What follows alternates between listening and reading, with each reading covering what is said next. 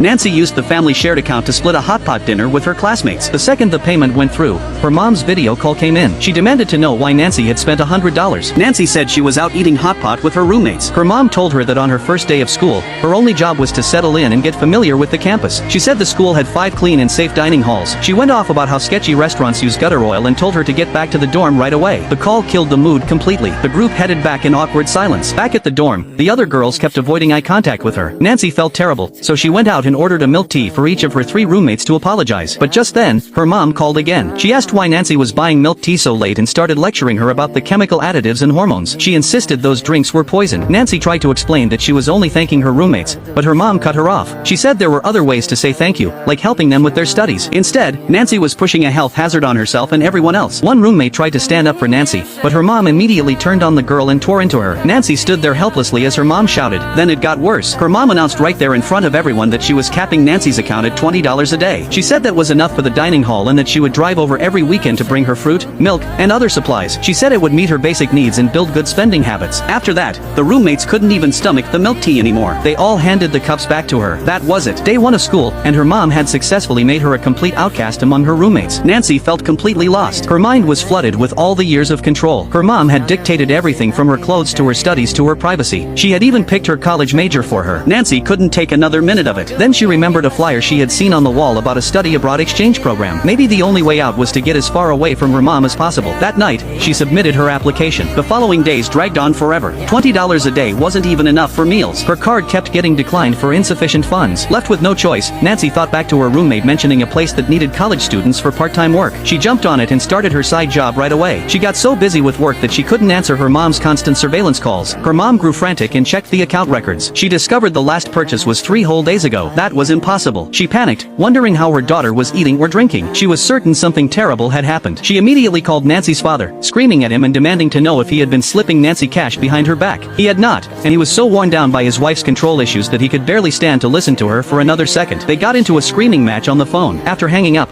her mom was so worked up she had to pop 2 of her anxiety pills to calm down. Once she leveled out, she remembered she had the professor's number. She called Professor Lewis and told him Nancy was missing. The professor rushed to the dorm in a panic, but the roommates had no idea what Nancy had been up to lately either. Just as everyone stood there with no clue what to do, Nancy walked back in from her shift. Professor Lewis immediately demanded to know why she had not answered her mother's calls and told her that her mom thought she had vanished. Nancy explained she had been working at a bubble tea shop for the past 2 days. Professor Lewis told her to call her mom back right away. She did, and the second her mom picked up, she unleashed a full-blown tirade. Nancy tried to explain that her allowance wasn't enough, so she was trying to make a little money and learn some independence. The word independence sent her mom over the edge. She screamed that she worked so hard to earn money precisely so Nancy could focus on her studies.